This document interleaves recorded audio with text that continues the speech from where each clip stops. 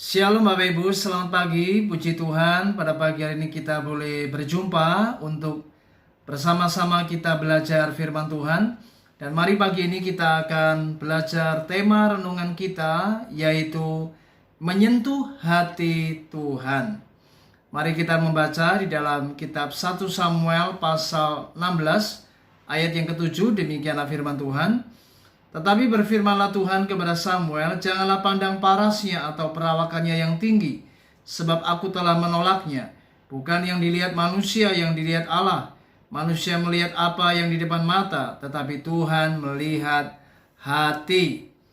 Nah Bapak Ibu, apa yang terjadi pada waktu itu adalah merupakan sebuah peristiwa yang sangat mengejutkan Nabi Samuel.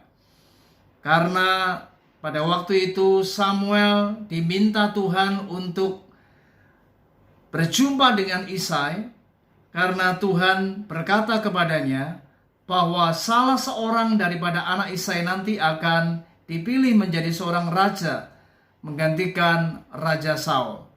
Dan rupanya Nabi Samuel berpikir ketika ia melihat Eliab, kakak daripada Daud ini, karena ia melihat perawakannya yang tinggi, parasnya yang sangat elok, maka Samuel berpikir inilah yang pantas untuk diurapi menjadi raja, Bapak Ibu.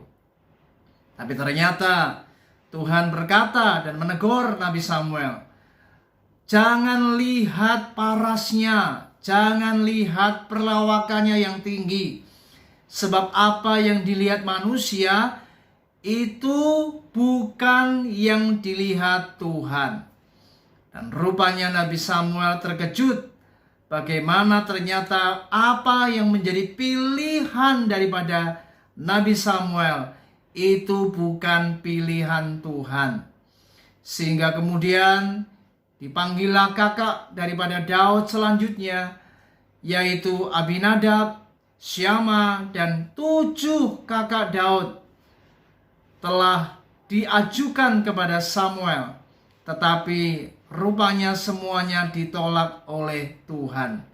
Dan akhirnya ada salah seorang daripada anak Isai yang paling bungsu, yaitu Daud, Bapak Ibu. Dan Tuhan berkata kepada Samuel, bangkitlah, urapilah akan anak ini, sebab inilah yang kupilih menjadi raja untuk menggantikan Raja Saul. Nah Bapak Ibu, sangat menarik sekali dalam peristiwa ini. Ternyata apa yang dilihat oleh manusia itu tidak dilihat oleh Tuhan. Apa yang menjadi pemikiran manusia, apa yang menjadi pandangan manusia, yang menurut manusia ini baik, tapi ternyata Tuhan tidak memandangnya sebagaimana apa yang kita pandang baik. Dan apa yang menyentuh hati Tuhan ternyata bukan dari standar fisik, bukan dari ukuran secara jasmani. Manusia seringkali berpikir tentang apa yang namanya kualitas fisik, kualitas secara penampilan, secara jasmani. Tetapi rupanya Tuhan itu punya standar secara rohani. Tuhan itu punya standar, yaitu apa yang namanya kualitas hati. Oleh sebab itu Bapak Ibu, ternyata kualitas hati jauh lebih penting daripada kualitas fisik seseorang. Itu sebabnya mengapa Tuhan tertarik kepada Daud. Dan hati Tuhan sangat tersentuh dengan kehidupan anak muda yang bernama Daud ini. Dan akhirnya Tuhan memilih Daud untuk menjadi seorang raja yang kelak akan menggantikan Raja Saul. Karena ternyata sekalipun Raja Saul memiliki fisik yang luar biasa, penampilan yang sangat memukau pada waktu itu, rupanya hati Saul tidak memukau hati Tuhan. Saul memang memiliki kehidupan yang secara penampilan, apa yang secara manusia lihat itu hebat, tetapi ternyata kualitas hatinya tidak hebat di mata Tuhan. Dan itu sebabnya Tuhan menolaknya. Dan Tuhan sekarang telah memilih Daud untuk menjadi raja yang kelak akan menjadi pengganti daripada Raja Saul. Saudara, mari belajar pada pagi hari ini. Kalau kita ingin menyentuh hati Tuhan, kalau kita rindu hati Tuhan tersentuh dan hati Tuhan disenangkan, maka mari milikilah apa yang namanya kualitas hati. Mari Anda jangan berpikir secara penampilan, secara fisik, itu yang paling utama. Ternyata bukan. Tuhan itu selalu mengutamakan kualitas hati.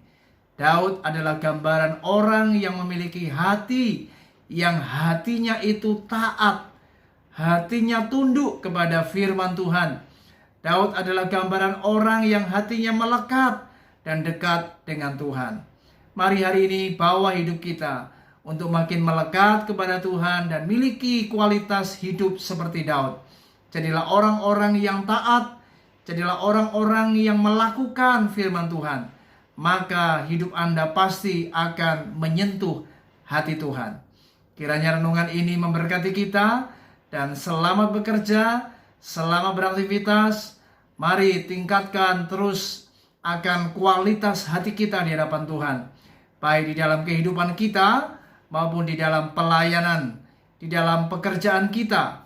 Saya percaya ketika kita hidup benar, kita hidup taat, kita hidup takut akan Allah, maka Tuhan pasti akan terpikat dan hati Tuhan tersentuh kepada hidup kita. Puji Tuhan, Tuhan Yesus memberkati kita. Shalom.